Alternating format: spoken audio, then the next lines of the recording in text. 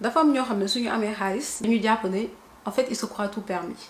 Ils défient le gouvernement, contrôlent les médias et se substituent même à des États qui sont défaillants.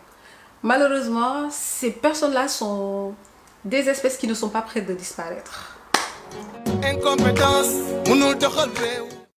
alors temps yi polémique bi mu ngi gën a yokk entre affaire bi nga xam ne moom moo opposé Babacar Ngom Sedima ak li nga xam ne moom mooy les gens de Ndingler. Il y a beaucoup de personnes qui ont pris position. C'est la liberté d'expression, chacun fait ce qu'il veut, mais des fois dafay leer ñu leeral li nga xam ne moom mooy la législation sénégalaise. Législation sénégalaise lan la ci wax.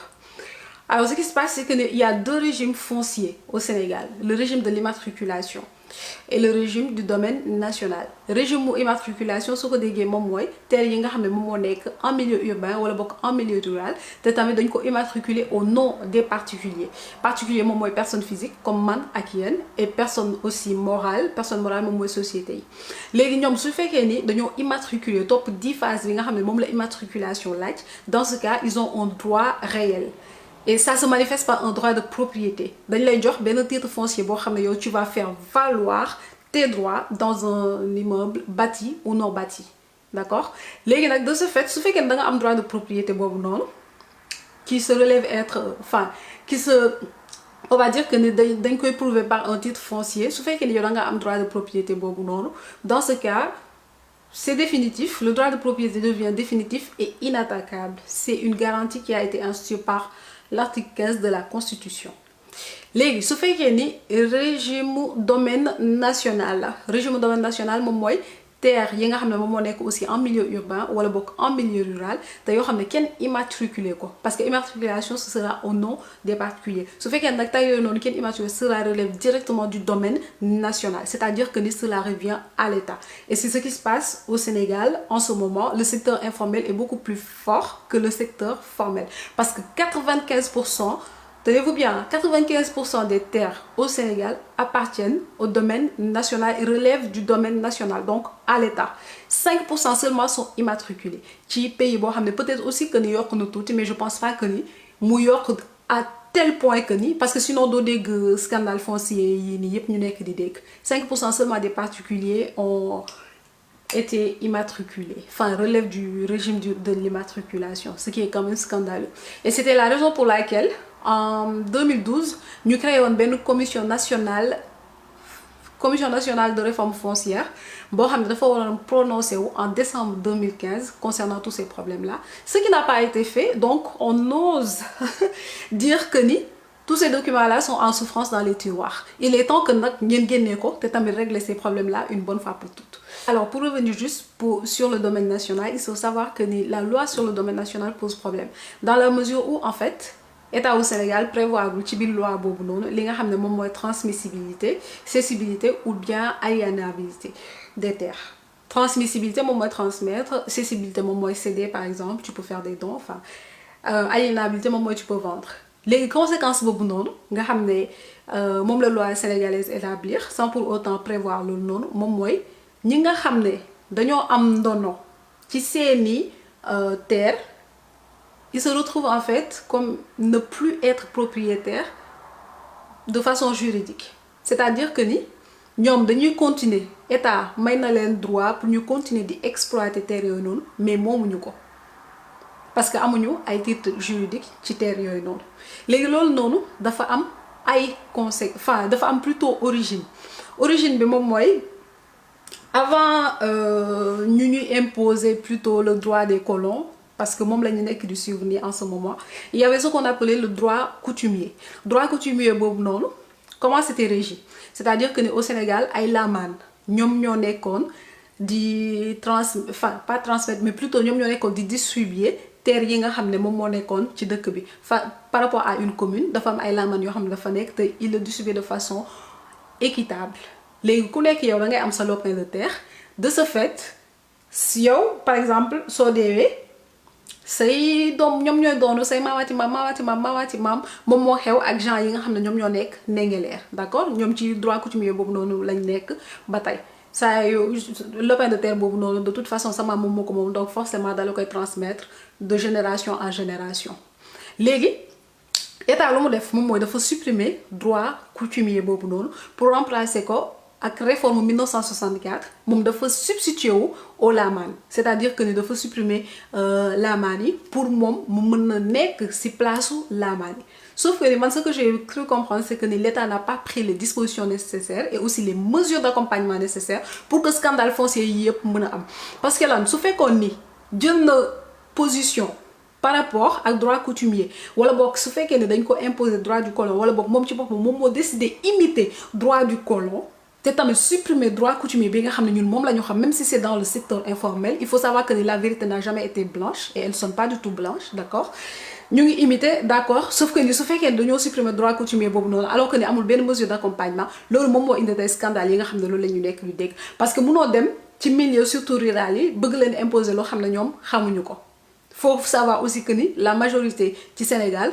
jànguñu léegi état mën nañu ne sax ni en fait que ni benn opportunité la ci am parce que lan su fekkee ne da koy jël loolu noonu jox ko investisseurs yi nga xam ne moom moo gën a mag au détriment des paysans wala boog des petits entrepreneurs dans ce cas moom moo ci gën a am bénéfice état loolu la nekk di def il est temps que nag mu def benn réforme boo xam ne foncière boo xam ne lii nii yëpp da koy tere parce que la démocratie, en tout cas dans un pays de droit, dans un pays démocratique, l'État doit non seulement protéger les faibles, mais donner les mêmes opportunités aux faibles et aux plus forts. Lolo mom moy yoon. Surtout nak bu nekké ni Sénégal à chaque fois on fait l'éloge de la démocratie et tout, alors que ni duñu ko gis. Feu juge Kéba Mbaye dafa don nan la terre en fait c'est quelque chose de sacré chez nous. Je cite pas, damay paraphraser tout. Dafa don nan la terre c'est quelque chose qui est sacré chez nous. Ça n'a rien à voir avec les autres. Pour nous, en fait, la terre, elle est sacrée, tout comme la mer, l'air et aussi le ciel. Donc, elle appartient à Dieu, elle appartient au Dieu et elle appartient aussi aux ancêtres. C'est le décret ça a été institué en 1955. Donc, ce qui signifie que c'est un principe. C'est un principe. Donc, en fait, le Sénégal est dans un état de tâtonnement. Il spolie les pauvres et aussi les paysans sans pour autant avoir des mesures d'accompagnement. Bien vrai que ils ont le droit d'exploiter ces terres-là, mais imaginez un scandale foncier entre Babacar Ngom et Sedima. Parce que nous avons détenir à titre foncier et tout. Ok, sauf que en fait, il joue sur sa présomption. Parce que, sauf que par rapport à immeuble de ben, comme par exemple sur mes meubles, fauteuils et tout, en matière de meubles, possession vos titres, la législation sénégalaise voit. Sauf que en matière d'immeubles, en fait, les preuves sont libres et en plus la présomption elle est simple. Présomption simple, ce que des présomption en fait, tu tires d'un fait qui est connu pour en déduire quelque chose qui est inconnu, un fait qui est inconnu en fait. Présomption, c'est juste vraisemblable en fait. Comme il y a un titre foncier, donc on présume que ni mom terre non. Sauf qu'il y a quelque chose aussi qu'il faut pas laisser en rade. Il est détenteur, d'accord? Sauf que ils sont possesseurs. Même si c'est l'État qui est derrière, qui est le propriétaire légitime. Selon réforme 1964, 17 juillet ou je ne sais plus quand, mais c'était en 1964. Quelqu'un qui a un titre, devant la loi, quoi un titre, à quoi possession, il y a une différence. La possession, c'est juste un état de fait. C'est-à-dire que c'est un fait en fait. Alors que la détention, comme le meilleur titre, c'est un état de droit. C'est un fait qui est juridique. Donc, qui a un moment de détention, on va dire que il a quelque chose à prouver, alors que qui a une possession, c'est juste un état de fait. On part du principe que nous sommes devant un titre et une possession, c'est des choses qui arrivent. Je ne sais pas si c'est valable au Sénégal, mais dans tous les cas, le droit français, c'est un copie-coller. Le droit sénégalais plutôt, c'est un copie-coller du droit français. Donc, on va partir du principe que c'est la même chose. Puisque la jurisprudence en France, au Sénégal, c'est la même chose. Des fois, même jurisprudence française, l'université Cheikh Anta Diop. Nous savons que nous avons le droit à nous pouvons témoigner. Ce qui se passe, c'est que nous faisons en matière d'immeuble, en tout cas, ce fait qu'il y a un titre que il possession. Ce fait que ce titre, si le titre est antérieur, c'est le titre qui va prévaloir sur la possession. À condition que nga am li nga xamné mom moy usucapion. Usucapion soko déggé mom moy prescription acquisitive, mais bon c'est trop compliqué. Prescription mom moy lo xamné genre délai bi dafa passer pour yow direct ñu jox la possession. Légui su féké ni na lañ koy waxé ça possession bi nak mom mo antérieur que titre bi bu boba c'est celui qui a la possession qui prévaut sur celui qui a le titre. Sauf que ni fini, l'affaire n'est pas aussi simple que ça, puisque c'est un petit peu complexe, puisque c'est un décret présidentiel qui a été sorti par rapport à Macky Sall. Donc le principal responsable dans tout ça, c'est Babacar Ngom et Macky Sall. Donc Macky Sall ci boppam moom moo war, parce que Babacar Ngom ba mu demee ba joxe 2 millions xam ne bu baax ni teeri nii c'est quelque chose qui appartient à leurs aïeux mu bëgg leen guerre ñooñu bañ mu dem lijjanti ay titres fonciers on ne sait pas. J'espère vraiment que ñi avocat wu paysan wala léegi dinañu gën a nan lañ koy wax sax foncer ci dossier bi par rapport ak immatriculation yu mu def su fekkee ne gerul ñeneen ci administration bi. C'est des choses qui peuvent arriver, hein, on le sait tous. On sait tous comment ça marche. Même su fekkee ne am na ñoo xam ne ils sont incorruptibles, am na ñoo xam ne moom corruption rek la ñu dundee, corruption, trafic d'influence, c'est ce qu'il a fait Babacar Ngom dem gis ci ki nga xam ne moom mooy xaritam wala boog connaissance am président Macky Sall pour am li nga xam ne moom mooy décret bi pour mun a spolier pauvres paysans yi nga xam ne loolu kese la ñu am pour vivre. C'est ce qui s'est passé en fait.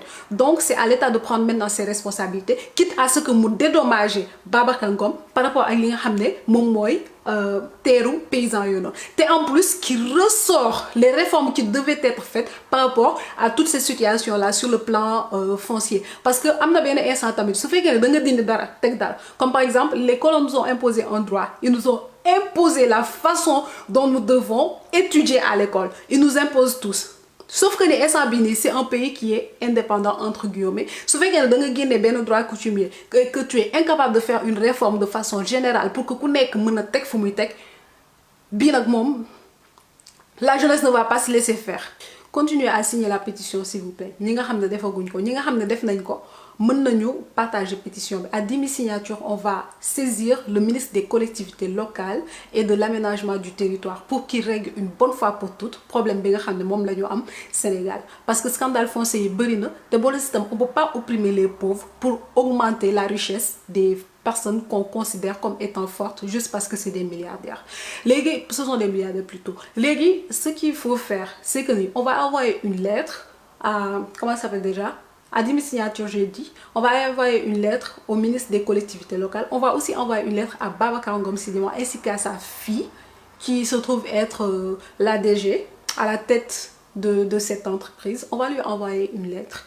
Sauf que nous avons refusé def li nga xam ne moom mooy yoon surtout par rapport ak Babacar Ngom. Je m'en fous que les personnes pensent que ni ñi nga xam ne dañuy défendre les pauvres que ni dañoo soxor dañoo def yi dañoo def li koo xamul lijjanti woo ko lan nga koy soxori fii ku fi deful lu dul yoon dañ koy wax ku la tagg démb mënu laa soxore tey gëmuma loolu démb fii ñëpp a leen jàppee référence du tey la ñuy xëy di leen soxore alors que ñoom ñoo nekkul ci dëgg gis nga nit sooy wax dangay wax loo xam ne dafa yenn maanaa te tamit xel da ko neex a dégg. Celui qui opprime le pauvre pour s'accroître et donner aux riches ne peut manquer de tomber dans l'indigence. Et Sénégal dafa am leen loo xam ne en fait on a beaucoup changé et c'est vraiment désolant. Beaucoup de personnes en fait sont prêtes à faire du grand n'importe quoi juste pour s'enrichir, juste pour augmenter li nga xam ne moom mooy seen profit personnel. Il y a des raisons pour lesquelles tout ne vaut rien. Am na si ñoo xam ne ils trahissent le sens de l'africanité juste pour ressembler aux blancs. Ils ne respectent pas les anciens. dara safatu leen dara ñorul leen lu dul na seen xaalis di gën a yokk. Peu importe ta réussite su fekkee ne danga ko amee de la façon la plus malhonnête possible su fekkee ne danga ko am en opprimant les pauvres fàtte yow sa démb même su fekkee ne sax tu es né dans une cuillère d'argent wala bokk une cuillère d'argent à la bouche. su fekkee ne danga ko am en fait en dépossédant li nga xam ne nit ñi ñoom loolu la ñu yaakaar pour dund tu ne nous inspires pas man en tout cas tu ne m'inspires pas tu ne peux pas m'inspirer parce que munoo ma wan loo xam ne daf ma mën a jaaxal te boole si la terre en fait en Afrique au Sénégal li ñu war a xam moom mooy jusqu'à présent surtout ñi nga xam ne dañoo nekk ci milieu rural moo leen gënal sax ay millions parce que loolu la ñu xam la terre elle est sacrée chez nous ne perdons pas nos valeurs. am na ay affaires yoo xam ne moo gën fuuf am ay millions wala ay milliards. Il y a des choses qui valent plus que l'argent, plus que la vie. Malheureusement, les âmes faibles se corrompent dans l'adversité. L'objectif de la vie n'est pas d'accroître le maximum de richesse, surtout si c'est au détriment des autres personnes que tu peux même tuer. te loolu noonu ñun ñëpp xam nañ ko. L'objectif de la vie, c'est d'être en accord avec ses valeurs. la dignité au-dessus de la gloire. La dignité au-dessus de la gloire. Am na ñoo xam ne nag ils sont prêts à soutenir des dictateurs aguerris. Am na ñoo xam ne ils sont prêts à soutenir le plus fort juste parce qu'ils sont lâches. Te xam nañ ne bu baax ni kooku nekkul ci dëgg. Am na ñoo xam ne ils sont prêts à vendre leurs âmes au diable juste pour un bol de riz. Sans dignité. La honte. C'est honteux. Vous faites semblant de ne pas voir le malheur des autres. Da ngeen di def comme si gisu leen li nga xam ne loolu la yeneen nit ñi du dund. Mettez-vous un petit peu à leur place. Comme ça, vous allez comprendre. Vous faites semblant de ne pas entendre. Vous faites la sourde oreille. De dof dof. De non, c'est parce qu'il y a un titre. Regardez au-delà de vos émotions. Au-delà de ce que les gens ont, c'est une cupidité. Essayez juste d'être humain. Et arrêtez de défendre des riches sans scrupules. C'est pas parce que tu donnes des travaux, c'est pas parce que tu donnes plutôt des emplois que forcément tu aides la population, au contraire. Surtout ce fait que les richesses ne sont pas partagées de façon équitable et que la personne vit aux dépens de la sueur des gens. C'est du cannibalisme. Ils sucent les gens. Mon milliardaire, one maniaque millionnaire le fi depuis que vous commencez la bataille. Le capitalisme a des bienfaits, sauf que les méfaits sont apportés par rapport à une personne sans scrupules.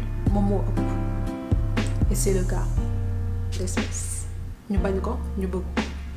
On ne peut pas défendre quelqu'un qui est prêt à spolier ay père de famille ay ñi nga xamné ci lolu kessé lañu compter pour vivre et c'est quelque chose qui est sacré soxlaw ñu seen xaliss mënuñu jappalé genre nit yu mel non. L'objectif de la vie n'est pas d'accroître le maximum de richesse, surtout su fekkee da nga wara déposséder ay pauvres pour yow nga mëna gëna juk.